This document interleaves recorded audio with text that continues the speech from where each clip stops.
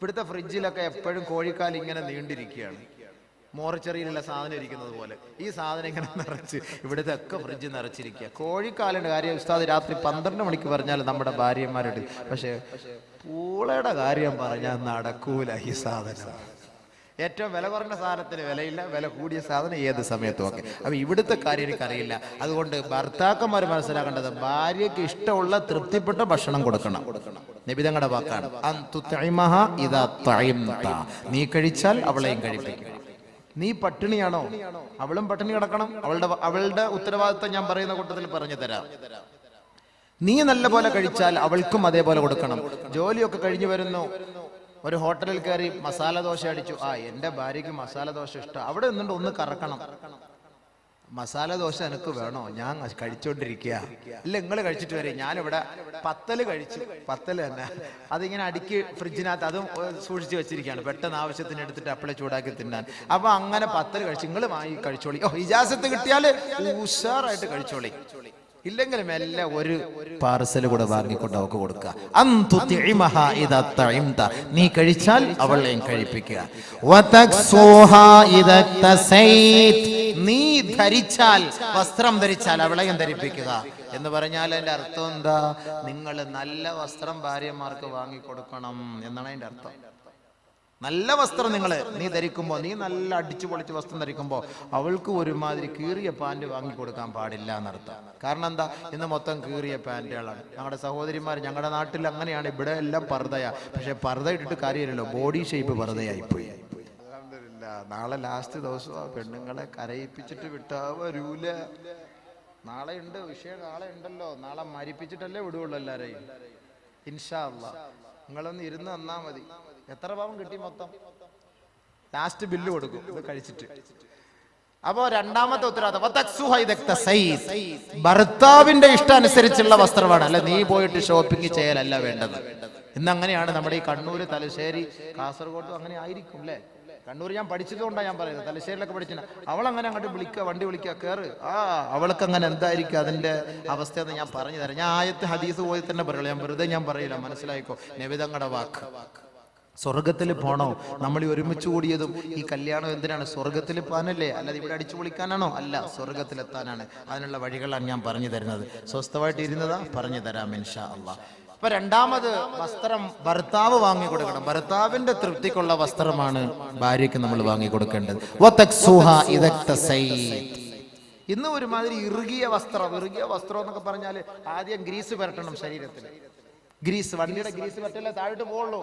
അത്രയ്ക്ക് ഇറുകിയ വസ്ത്രങ്ങളാണ് ഇന്ന് നമ്മുടെ സഹോദരിമാര് ധരിക്കുക. ഒന്നാമത് കൊടും ചൂട്. കാസർഗോഡ് ജില്ലയിൽ, ഞങ്ങളുടെ നാട്ടിൽ നല്ല മഴ. അള്ളാഹു ഈ നാട്ടിൽ നീ മഴ കൊടുക്കണേ പടച്ചവനെ. വെള്ളമില്ല, പള്ളിയിലൊന്നും വെള്ളമില്ല. പരിപാടി ഞങ്ങൾക്ക് ഒരു ദിവസം ക്യാൻസൽ ആയാലും കുഴപ്പമില്ല. നീ നല്ല മഴതാ പടച്ചവനെ. റബ്ബേ, റഹ്മാനായ റബ്ബേ. അത് സങ്കടരാമ്യം പറയൂല.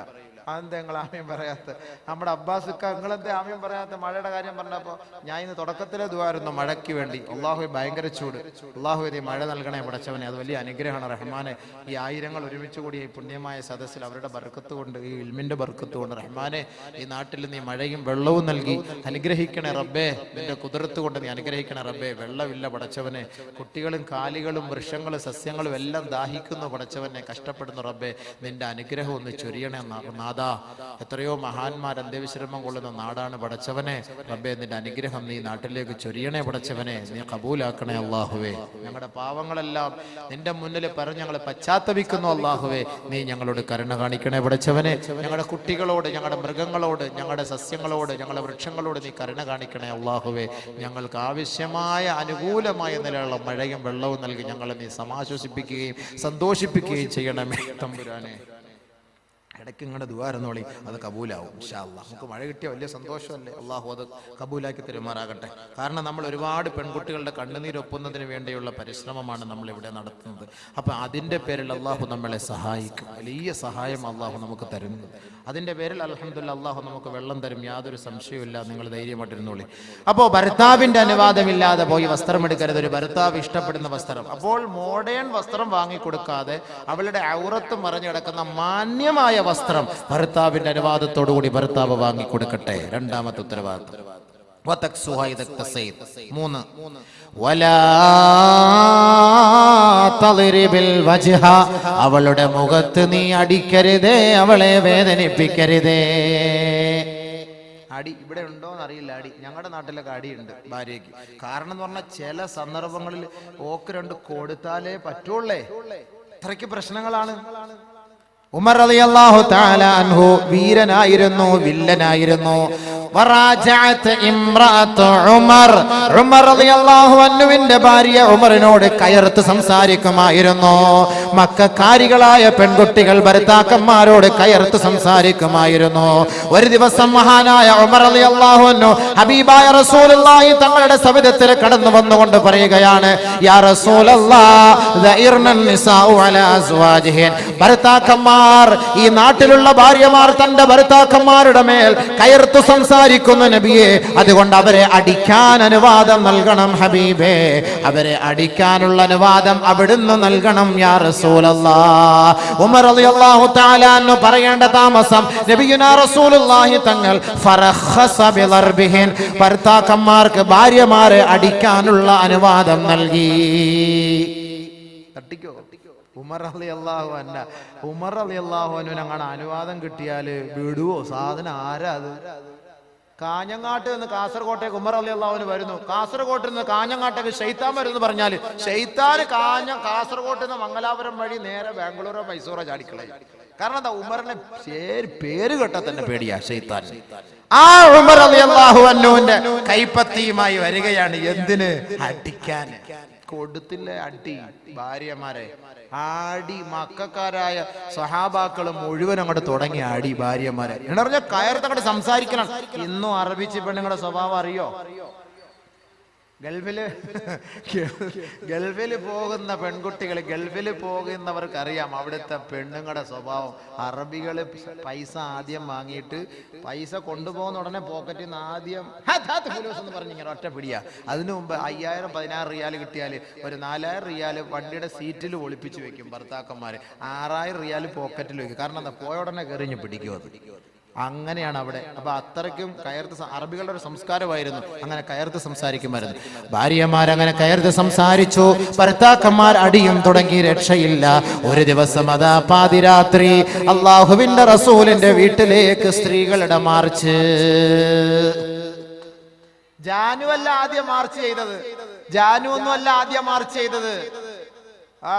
അട്ടപ്പാടിയിലെ ജാനു ആണോ മാർച്ച് ചെയ്തത്? നിങ്ങൾ അറിഞ്ഞോ? അല്ലല്ലല്ല. ലഖദ് താഫ ബിആലി ബൈതി മുഹമ്മദിൻ സല്ലല്ലാഹു അലൈഹി വസല്ലം യഷ്കൂന അസ്വാജഹുൻ. ഒരു ദിവസം പാതിരാ സമയമെത്തിയപ്പോൾ ആയിഷ ബീവിയുടെ വീടിന്റെ ജുമ്മറപ്പടി നിറയെ സ്ത്രീകൾ ബഹുമാനപ്പെട്ട നബിയുനാ റസൂലുള്ളാഹി തങ്ങളുടെ മുബാറക്കായ വീടുകൾ വലയം ചെയ്തുകൊണ്ട് സ്ത്രീരത്നങ്ങൾ അതാ സിന്ദാബാദ് വിളിക്കുകയാ. ആരെ കുറിച്ച്? വീടില്ല, വസ്തുവില്ല, ഭൂമിയില്ല, ഞങ്ങൾക്ക് പട്ടയമില്ല, വെള്ളമില്ല, മണ്ണെണ്ണയില്ല, റേഷനറി ഇല്ല, അതൊക്കെ ഞങ്ങൾക്കുണ്ട്. യഷ്കൂന അസ്വാജഹുൻ, തന്റെ ഭർത്താക്കന്മാരെ കുറിച്ചുള്ള പരാതിയാണ്. നബിയേ, മഹദിയേ, ഞങ്ങളുടെ ഭർത്താക്കന്മാർ ഞങ്ങളെ വല്ലാണ്ട് തല്ലുന്നു, അതിനുള്ള പരിഹാര മാർഗം കാണണം. അള്ളാന്റെ റസൂലിനോട് ആയിഷ ബീവി പറഞ്ഞു, ഇതാ ഈ സ്ത്രീ സമൂഹം വന്നുകൊണ്ട് അവരുടെ ആവലാതികൾ പറയുന്നു, നബിയെ, അവരുടെ ഭർത്താക്കന്മാർ അവരെ വേദനിപ്പിക്കുന്നു, അടിക്കുന്നു എന്ന പരാതിയുമായി വന്നിരിക്കുകയാ. അള്ളാന്റെ റസൂല് പരസ്യ പ്രഖ്യാപനം നടത്തുകയാ, ലൈസ ഉലൈക ബിഖിയാരിഹിം, ഭർത്താക്കന്മാരെ, ഭർത്താക്കന്മാരെ, നിങ്ങൾ ആരെങ്കിലും തങ്ങളുടെ ഭാര്യമാരെ അടിക്കുന്നുവെങ്കിൽ അവർ നല്ല സംസ്കാരമുള്ളവരല്ല, അവർ നല്ലവരെ അല്ല, അവർ നല്ലവരെ അല്ല. അടിക്ക് പരിസമാപ്തി കുറിച്ചുകൊണ്ട് നബിയുനാ റസൂലുള്ളാഹി തങ്ങൾ ഓർഡിനൻസ് പുറപ്പെടുവിച്ചു. മാത്രമല്ല ഹബീബായ റസൂലുള്ളാഹി തങ്ങൾ വീട്ടിൽ നിന്ന് ഇറങ്ങി വന്ന് എണ്ണി നോക്കിയപ്പോൾ 70ഓളം പെൺകുട്ടികളാണ് പാതിരാ സമയത്ത് ഭർത്താക്കന്മാരുടെ പീഡനത്തിന് ഇരയായി നബി തങ്ങളുടെ സെക്രട്ടേറിയറ്റിന് മുന്നിൽ മാർച്ചുമായി വന്നത്. പാതിരാ സമയത്ത് 70ഓളം പെണ്ണുങ്ങൾ. നബി തങ്ങൾ സല്ലല്ലാഹു അലൈഹി വസല്ലമ തങ്ങൾ പറഞ്ഞു, വലാ തളിരിബിൽ വജ്ഹ, പെണ്ണിന്റെ മുഖത്ത് നിങ്ങൾ അടിക്കരുത്. വലാ തുഖബ്ബിഹ്, അവളെ മോശമായി പറയരുത്. ഭർത്താക്കന്മാരെ മനസ്സിലാക്കി നബി തങ്ങളുടെ കുടുംബ ജീവിതത്തിലേക്ക് അല്പം ഒന്ന് ശ്രദ്ധിക്കുക. ഭർത്താവിന്റെ കടമ. ഒരു ദിവസം ഉമറിന്റെ ഭാര്യ ഉമറിനോട് കയർത്ത് സംസാരിച്ചു. ഉടനെ ഉമർ റളിയല്ലാഹു തആല അൻഹു ചോദിച്ചു, എടി മണ്ടി പെണ്ണെ, നീ എന്നോട് നീ കയർത്ത് സംസാരിക്കുക. അത്രയ്ക്കും നീ അങ്ങോട്ട് വലിയ ആളായ എന്നോട് കയർത്ത്? ഞാൻ ആര്? ഉമർ. എന്നോട് നീ കയർത്ത് സംസാരിക്കുകയോ? ഉടനെ ഉമർ റളിയല്ലാഹു അൻഹുവിന്റെ ഭാര്യ പറയുകയാ, ഇന്ന അസ്വാജ റസൂലില്ലാഹി സ്വല്ലല്ലാഹു അലൈഹി വസല്ലമ യുറാജിഉനഹു വയഹ്ജുറുനഹു യൗമൻ ഇലൽ ലൈൽ വഹുവ ഖൈറും മിൻക. നിങ്ങൾ പോ മനുഷ്യ. നബി തങ്ങളുടെ ഭാര്യമാർ അവര് അള്ളാന്റെ റസൂലിന്റെ മുന്നിൽ കയർത്ത് സംസാരിക്കുന്നു, അവരോട് ഒരു ദിവസം വരെ മിണ്ടാതെ ഇരിക്കുന്നു. നിങ്ങളെക്കാൾ എത്രയോ പോരിശമുള്ള മനുഷ്യനാ ആ മനുഷ്യന്റെ ഭാര്യമാര് അവരോട് കയർത്ത് സംസാരിക്കുന്നത്. പിന്നെ നിങ്ങൾ പോയി മനുഷ്യ. എന്റെ മകളെയാണ് നബിതങ്ങൾ വിവാഹം കഴിച്ചത്, ഹഫ്സ.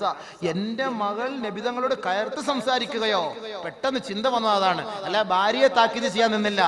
നബിതങ്ങളുടെ ഭാര്യയായ ഹഫ്സ ബീവി നബിതങ്ങളോട് കയർത്ത് സംസാരിക്കുകയോ? അള്ളാഹുവിന്റെ റസൂലിന്റെ പ്രിയപ്പെട്ട തോഴനായ ഉമർ റളിയല്ലാഹു അൻഹു പരസ്യമായി വിളിച്ചു പറഞ്ഞു, ഖാബത്ത് ഹഫ്സതു വഖാബത്ത് ഹഫ്സതു വഖസിറത് ഇൻ തുറാജഅതുഹു.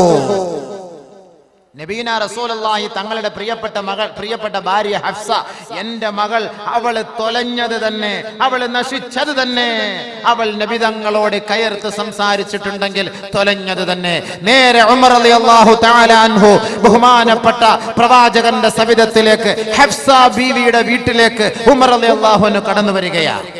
ഉമർ റളിയല്ലാഹു അൻഹു ഇവിടെ ശ്രദ്ധിക്കേണ്ടത് ഒരു കാര്യം, ഭാര്യമാർ, നമ്മുടെ പെൺകുട്ടികളെ ഉമ്മമാർ വിവാഹം കഴിപ്പിച്ച് അയക്കുമ്പോ പെൺകുട്ടിയുടെ ഭാഗത്തു നിന്ന് വല്ല അപാകതകൾ വന്നാൽ ഉപ്പമാർ പരിഹരിക്കണം എന്നതിന്റെ തെളിവാണ് ഉമർ റളിയല്ലാഹു അൻഹു ഇവിടെ നമുക്ക് ചർച്ച ചെയ്ത് പഠിപ്പിച്ചിരുന്നത്. ഉമർ റളിയല്ലാഹു തആല അൻഹു നേരെ വന്നു, ഹഫ്സ ബിയുടെ അരികിലേക്ക് വന്നു. ഹഫ്സയെ വിളിച്ചിട്ട് പറഞ്ഞു, യാ ഹഫ്സ, എടി പെണ്ണെ ഹഫ്സ, ലാ തഗ്തറി ബിബ്നതി ഇബ്നി അബി ഖുഹാഫ. ആയിഷ എന്ന് പറയുന്ന അബൂ ഖുഹാഫയുടെ മകൻ അബൂബക്കറിന്റെ മകൾ ആയിഷ നിന്നെ വഞ്ചിതയാക്കാതിരിക്കട്ടെ. ഫഇന്നഹാ ഹിബ്ബു റസൂലില്ലാഹി സ്വല്ലല്ലാഹു അലൈഹി വസല്ലം. അവൾ നബിതങ്ങളുടെ പ്രിയങ്കരിയാണ്. ഒരുപക്ഷെ ആയിഷ ബീവി നബിതങ്ങളോട് കയർത്ത് സംസാരിച്ചിരിക്കാം. അത് കണ്ടിട്ട് ഉമറിന്റെ മകൾ ഹഫ്സ, നീ നബിതങ്ങളോട് കയർത്ത് സംസാരിച്ചു പോകരുത്. വഖവഫഹ അനിൽ മുറാജഅ. ഉമർ റളിയല്ലാഹു തആല അൻഹു ഹഫ്സ ബീവിയെ താക്കീത് ചെയ്തു, ഭയപ്പെടുത്തി. ഇനി മേലിൽ നബി തങ്ങളോട് കയർത്ത് സംസാരിക്കുകയോ നബി തങ്ങളോട് ഒരാവശ്യം ഉന്നയിക്കുകയോ ചെയ്യരുത്. നിനക്ക് ആവശ്യമുള്ളത് എന്താണോ അത് നീ എന്നോട് ചോദിക്കുക, ഞാൻ നിനക്ക് വാങ്ങിത്തരാം. നബി തങ്ങളോട് നീ ചോദിക്കാൻ പാടില്ല. ഉമർ റളിയല്ലാഹു തആല താക്കീത് ചെയ്തു. ആയിഷ ബീവി നബി തങ്ങൾ ഭയങ്കര ഗുലാനത്വ, ഭയങ്കര മഹബത്ത, ഭയങ്കര സ്നേഹം, ലവ് ബേർഡ്സ് പോലെ ഭയങ്കര മഹബത്ത. ബാക്കിയുള്ളവരുടെ മുഹബത്ത് ഇല്ല എന്നല്ല അതിന്റെ അർത്ഥം, അത് മനസ്സിലാക്കണം. ചില ആളുകൾക്ക് ചിലരോട് ഇത്തിരി മുഹബത്ത് ഉണ്ടല്ലോ, അത് എത്രത്തോളം ഒക്കെ ആണെങ്കിലും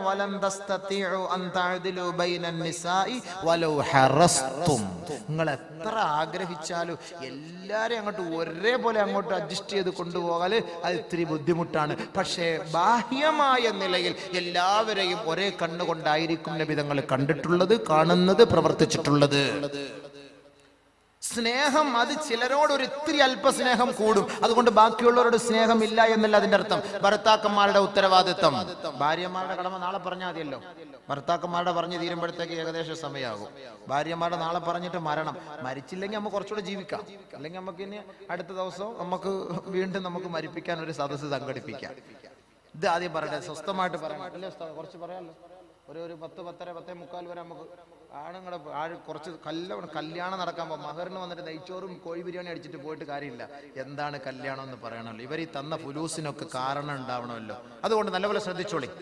എങ്ങനെയായിരിക്കണം ഒരു കുടുംബ ജീവിതം, ഭാര്യ ഭർത്തൃ ബന്ധം എങ്ങനെയായിരിക്കണം? ഒരു ഉപ്പ ഒരു ഉമ്മ മകളെ വിവാഹം കഴിപ്പിച്ച് അയച്ചാൽ എങ്ങനെയായിരിക്കണം അവളോടുള്ള സമീപനം? ഒന്ന് ശ്രദ്ധിച്ച് മനസ്സിലാക്കുക.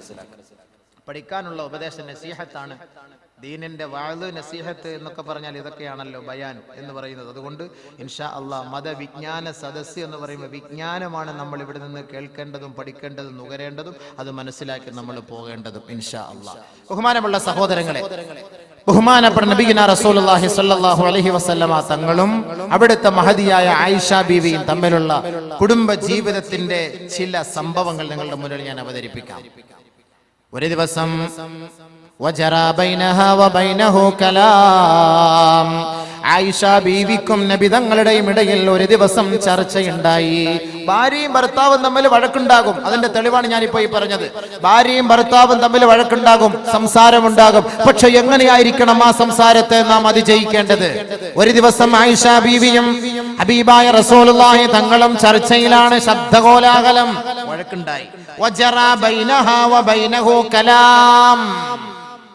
രണ്ടുപേര് സംസാരം മൂർധന്യാവസ്ഥയിലെത്തിയപ്പോ നബി തങ്ങൾ തീരുമാനിച്ചു, നിന്റെ ഉപ്പയെ ഇപ്പൊ ഞാൻ വിളിപ്പിക്കും. നിന്റെ ഉപ്പയെ ഇപ്പൊ വിളിപ്പിക്കും. ആരാ ഉപ്പ? അബൂബക്കർ സിദ്ദീഖ്. ഹത്താ അദ്ഖലാ ബൈനഹുമാ. നബിയുനാ റസൂലുള്ളാഹി തങ്ങൾ ആളിനെ വിട്ടുകൊണ്ട് ആയിഷ റളിയല്ലാഹു തആല അൻഹയുടെ പിതാവായ അബൂബക്കർ സിദ്ദീഖ് റളിയല്ലാഹു അൻഹുവിനെ വിളിച്ചു വരുത്തുകയാ. ഹകമൻ, വിധി നിർണയം നടത്താൻ. ഇവിടെ ഭാര്യയും ഭർത്താവും തമ്മിൽ വഴക്ക്. ഇവർക്ക് രണ്ടുപേർക്കും കോംപ്രമൈസ് ചെയ്യിപ്പിക്കാൻ ആരാ വരുന്നത്? ആയിഷ ബീവിയുടെ ഉപ്പ വരികയാണ്.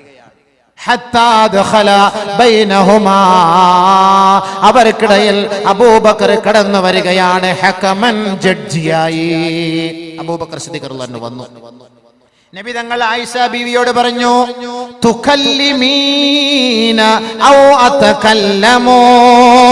ബഹുമാനപ്പെട്ട പ്രവാചകൻ സല്ലല്ലാഹു അലൈഹി വസല്ലമ തങ്ങൾ തന്റെ പ്രിയപ്പെട്ട പത്നിയുമായുള്ള വഴക്കൽ ശണ്ടകൂടലിൽ ആയിഷ ബീവിയോട് അല്ലാഹുവിന്റെ റസൂൽ പറഞ്ഞു, നിന്റെ ഉപ്പ വന്നിട്ടുണ്ട്, നീ സംസാരിക്കണോ അതോ ഞാൻ സംസാരിക്കണോ? ചോദ്യം നോക്കണേ, എത്ര മാന്യമായ രീതിയിലാണ്. പെണ്ണെ, നിന്റെ ഉപ്പ വന്നിട്ടുണ്ട്, തുകല്ലിമീന ഔ അതകല്ലമു, നീ സംസാരിക്കണോ അതോ ഞാൻ സംസാരിക്കട്ടെയോ? ആയിഷ ബീവി പറഞ്ഞ വാക്ക് കേട്ടോ, നല്ലപോലെ ശ്രദ്ധിച്ചോണം. തകല്ലം ബൽ തകല്ലം അൻത. അല്ല, നിങ്ങൾ സംസാരിച്ചോളി, നിങ്ങൾ പറഞ്ഞോളി. എന്നിട്ട് ശേഷം ആയിഷ ബീവി ഒരു വാക്കൂടെ കൂട്ടിച്ചേർത്തു, വലാ തഖുൽ ഇല്ലാ ഹഖ്ഖാ. നമുക്കിടയിൽ നടന്ന സത്യം മാത്രമേ പറയാവൂ, ഇല്ലാത്തതൊന്നും കൂട്ടി പറയരുതേ. ആരുടെ മുഖത്ത് നോക്കിയിട്ടായി പറയണത്? നമ്മളെ പോലുള്ള സാദാ സീത ഒരു ഭർത്താവിന്റെ മുഖത്ത് നോക്കിയിട്ടാണോ ഈ പറയുന്നത്? നബിയുനാ റസൂലുള്ളാഹി തങ്ങളുടെ മുഖത്ത് നോക്കിക്കൊണ്ട് ആയിഷ ബീവി റളിയല്ലാഹു അൻഹ പറയുകയാണ്, നിങ്ങൾ സംസാരിച്ചു കൊള്ളുക, പക്ഷേ വലാ തഖുൽ ഇല്ലാ ഹഖ്ഖാ, സത്യം മാത്രമേ പറയാവൂ. അബൂബക്കർ സിദ്ദീഖിന് ഉച്ചി മുതൽ ഉള്ളങ്കാൽ വരെ പെരുത്തു വരികയും അബൂബക്കർ സിദ്ദീഖ് അടിക്കുകയും ഹത്താ ദുമിയ ഫിഹാ, അവളുടെ മുഖത്ത് നിന്ന് വായിൽ നിന്ന് രക്തമൊലിക്കുകയും സ്വന്തം മകളുടെ കർണപുടത്തിന് ഒരൊറ്റ അടി അബൂബക്കർ സിദ്ദീഖ് റളിയല്ലാഹു തആല പിതാവ്. കാരണം എന്താ? അബൂബക്കർ സിദ്ദീഖ് ഫഖാല പറഞ്ഞു, യാ ഉദയ്യതു നഫ്സഹ, തന്റെ ശരീരത്തെ നശിപ്പിച്ച പെണ്ണെ, അവ യഖൂലു ഗൈറൽ ഹഖ്, ഈ ഇരിക്കുന്നത് ആരെന്ന് നീ അറിഞ്ഞോ? ലോകത്തിന്റെ നായകൻ, സത്യം ലോകത്ത് വിളിച്ചോതാൻ വന്ന ഹബീബായ റസൂലുള്ളാഹി തങ്ങൾ, ഈ ഹബീബായ തങ്ങൾ കള്ളം പറയുമെന്നോ? എന്ത് വിഡ്ഢിത്തമാണ് നീ വിളിച്ചു പറയുന്നത്? ബഹുമാനപ്പെട്ട അബൂബക്കർ സിദ്ദീഖ് റളിയല്ലാഹു തആല അൻഹു ആയിഷ ബീവി അടിച്ച അടിയിൽ വായിൽ നിന്ന് രക്തമൊലിച്ചു. അബൂബക്കർ സിദ്ദീഖ് റളിയല്ലാഹു അൻഹു പിതാവാണ്. ബഹുമാനപ്പെട്ട നബിയും തന്റെ ഭാര്യയുമായ ആയിഷയുമായിട്ട് ശണ്ടേല വഴക്കിലാണ്. അബൂബക്കർ വാപ്പ മകളെ അടിച്ചു. ഫസ്തജാറതു ബിറസൂലില്ലാഹി സ്വല്ലല്ലാഹു അലൈഹി വസല്ലം, നബിയുനാ റസൂലുള്ളാഹി തങ്ങളെ വന്ന് ആയിഷ ബീവി സഹായത്തിനു വേണ്ടി അഭയം തേടി. ഇവിടെ നമ്മൾ ചിന്തിക്കേണ്ടത് എന്താണ്? നമ്മുടെ ഉപ്പ മകളുടെ സാന്നിധ്യത്തിൽ, മരുമകന്റെ സാന്നിധ്യത്തിൽ മകളെ അടിച്ചാലും ആ മകൾ സഹായത്തിന് പോകുന്നത് ഉപ്പയോടോ ഉമ്മയോടോ ആയിരിക്കും, ഭർത്താവിനോട് പോലെ. കാരണം എന്താ? ഭർത്താവോട് വഴക്കല്ലേ, പിന്നെ അങ്ങനെ പോയി കഴിഞ്ഞാൽ പിന്നെ അവന്റെ ഭാഗത്ത് അടി കിട്ടൂലേ? ഈ ആയിഷ ബീവി നബി തങ്ങളുമായുള്ള ബന്ധം സുദൃഢമാണ് എന്നതിന്റെ തെളിവാണ് സ്വന്തം പിതാവ് ആയിഷ ബീവി അടിക്കുകയും വായിൽ നിന്ന് രക്തമൊലിക്കുകയും ചെയ്തപ്പോൾ അള്ളാഹുവിന്റെ റസൂലിന്റെ സവിധത്തിൽ വന്ന് കെട്ടിപ്പിടിച്ച് അഭയം തേടി. നബിയുനാ റസൂലുള്ളാഹി തങ്ങളുടെ മുതുകിന് പിറകിൽ വന്ന് ഒളിച്ചിരുന്നു ആയിഷ ബീവി. ശേഷം നബിയുനാ റസൂലുള്ളാഹി തങ്ങൾ അബൂബക്കർ സിദ്ദീഖിനെ നോക്കിയിട്ട് പറഞ്ഞു, യാ അബൂബക്കർ ലം നദ്ഉക ഹാദാ വലം അർദ്നാ മിൻക ഹാദാ. നിങ്ങളിൽ നിന്ന് ഇത് നമ്മൾ പ്രതീക്ഷിച്ചില്ല കേട്ടോ, നിങ്ങളെ ഇതിനു വേണ്ടി വിളിച്ചിട്ടില്ല. വണ്ടി വിട്. നമ്മുടെ നാട്ടിലാണെങ്കിലോ നമ്മുടെ ഭാര്യയെ നമ്മുടെ ഉപ്പ വന്ന് അടിച്ചാൽ കൊടുക്ക് അമ്മോശൻ തന്നെ വിളിക്കണം. മാമാന്ന് പറയൂല, അമ്മോശൻ അല്ലെ, കൊടുക്ക് അമ്മോശൻ, നല്ലപോലെ കൊടു. ഞാൻ മട്ടൻ ബിരിയാണി വാങ്ങി തരാം, കൊടു, രണ്ടെണ്ണോടെ കൊടു, നല്ല അടികൊടു, അതല്ലേ പറയുള്ളൂ. നബിയുനാ റസൂലുള്ളാഹി തങ്ങൾ എന്താ പറഞ്ഞത്? ലം നദ്ഉക ഹാദാ, ഞങ്ങൾക്കിടയിൽ ഒരു കോംപ്രമൈസ് ചെയ്യാൻ ഞങ്ങളെ വിളിച്ചു, ഈ പെണ്ണിനെ അടിക്കാൻ ഞങ്ങളെ വിളിച്ചിട്ടില്ല. വലം ഔരിദ്നാ മിൻക ഹാദാ വലം നുരിദ്നാ മിൻക ഹാദാ, ഇത്ര ഞങ്ങൾ പ്രതീക്ഷിച്ചില്ല കേട്ടോ, ഇങ്ങനെ അടിക്കാൻ പാടില്ല. ബഹുമാനപ്പെട്ട ആയിഷ സിദ്ദീഖ റളിയല്ലാഹു തആല അൻഹാ ചിരിച്ചു, സന്തോഷിച്ചു. നബിയെ, ഞാൻ ഒരു മണ്ടിപ്പെണ്ണ് എന്തെങ്കിലും ഒന്ന് കാട്ടിയതിന്റെ പേരിൽ ഇങ്ങനെ അങ്ങോട്ട് ദേഷ്യപ്പെട്ടാലോ? എന്നാലും അവിടെ അള്ളാന്റെ റസൂല് ആയിഷ ബീവിയെ തലോടുകയാണ് ചെയ്തത്. ഭർത്താവ് ഭാര്യയും തമ്മിലുള്ള രഹസ്യം ഉപ്പാന്റെ മുന്നിൽ പരസ്യപ്പെടുത്താൻ ആ കുടുംബം തയ്യാറായില്ല. ഇതേപോലെ മറ്റൊരു സന്ദർഭത്തിൽ ആയിഷ റളിയല്ലാഹു തആല അൻഹ പറഞ്ഞു, നബിതങ്ങളെ, വഖാലത്ത് മറത്തൻ ഉഖ്റ ഫീ കലാമിൻ ഗളബത്, അവൾ ദേഷ്യപ്പെട്ട ഒരു സന്ദർഭത്തിൽ നബിയുനാ റസൂലുള്ളാഹി സ്വല്ലല്ലാഹു അലൈഹി വസല്ലം തങ്ങളെ നോക്കിയിട്ട് പറഞ്ഞു, അൻതല്ലദീ തസ്അമു അന്നക നബിയുല്ലാഹ്. ഓ, നിങ്ങളുടെ പത്രാസ് കണ്ടാൽ നിങ്ങൾ അങ്ങ് നബിയാണെന്നുള്ള പത്രാസിൽ നിങ്ങൾ എന്നോട് അങ്ങനെ ദേഷ്യപ്പെടണ്ട. ആയിഷ ബീവി റളിയല്ലാഹു അൻഹ ചൂടാവുകയാണ് നബിയോട്, ഒരു ഭാര്യ ഭർത്താവിനോട്. അപ്പൊ ഭർത്താവ് ഏത് കോലത്തിലായിരുന്നു? ഫതബസ്സമ റസൂലുള്ളാഹി സ്വല്ലല്ലാഹു അലൈഹി വസല്ലം നബി തങ്ങൾ അതൊക്കെ പുഞ്ചിരിച്ചോളൂ. നബിയുടെ മുഖത്ത് നോക്കിട്ട് പറഞ്ഞ, നിങ്ങളുടെ പത്രാസ് കണ്ടങ്ങൾ നബിയാന്നുള്ള പവർ കൊണ്ടിട്ട് നിങ്ങൾ അങ്ങനെയോട് ചൂടാവണേ. നമ്മളടുത്ത് പറയില്ലേ, ഓ നിങ്ങൾ വലിയ എഞ്ചിനീയർ ആയിരിക്കാം, നിങ്ങൾക്ക് വലിയ ഒരു 100 ഏക്കർ വസ്തു കാണും കേട്ടോ, നിങ്ങൾക്ക് ഇപ്പോൾ കാഞ്ഞങ്ങാട് ബസ് സ്റ്റാൻഡൊക്കെ നിങ്ങളുടെ സ്വന്തം പേർക്കുള്ളതായിരിക്കും, എന്നോട് നിങ്ങൾ ഇങ്ങനെ ചൂടാവേണ്ട കാര്യമില്ല എന്ന് ഒരു ഭാര്യ നമ്മുടെ മുഖത്ത് നോക്കി പറഞ്ഞാൽ പല്ല് കാണുവോ വായില്? നമ്മുടെ മുഖത്ത് നോക്കി സംസാരിച്ചാൽ നബിതങ്ങളുടെ മുഖത്ത് നോക്കിയിട്ട് പറയുക, ആയിഷ ബീവി അൻതല്ലദീ തസ്അമു അന്നക നബിയുല്ലാഹ്, നിങ്ങൾ വലിയ നബിയാണെന്നുള്ള പവറിൽ എന്നോട് ചൂടാവരുത് കേട്ടോ. നബിയുനാ റസൂൽ തങ്ങൾ ഫതബസ്സമ, പുഞ്ചിരിച്ചു. അവിടെ പുഞ്ചിരിക്കാതെ തിരിച്ചടിക്കാൻ നിന്നാൽ ആ കുടുംബ ബന്ധം എന്തായിരിക്കും? ഒരു ഭർത്താവ് ചെയ്യേണ്ട ഉത്തരവാദിത്തമാണ്. ഒരു ഭാര്യ ഇങ്ങനെ അങ്ങോട്ട് ചൂടായെന്നും പറഞ്ഞിട്ട് ഓളെ എടുത്തിട്ട് അങ്ങനെ അടിക്കലല്ല വേണ്ടത്. നമ്മൾ കല്ലി വല്ലി ഇത്തിരിയൊക്കെ മണ്ടി പെണ്ണ്.